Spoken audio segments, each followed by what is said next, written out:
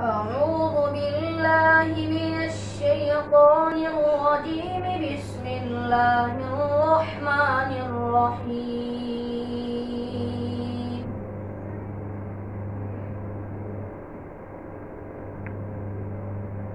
وإذ قال إبراهيم رب اجعل هذا البلد آمنا واجنبني وبني أن نعبد الأصنام. رب إنهن أضللن كثيرا من الناس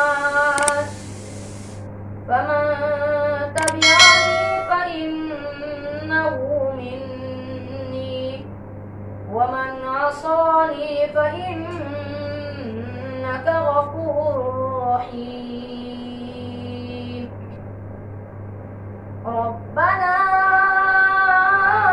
إني أسكنت من ذريتي بواد غير ذي زرع عند بيتك المحرم ربنا ليقيموا الصلاة فاجعل أفئدة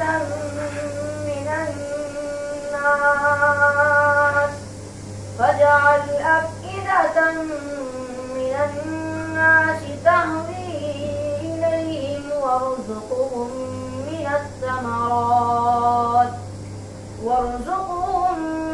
الثمرات لعلهم يشكرون.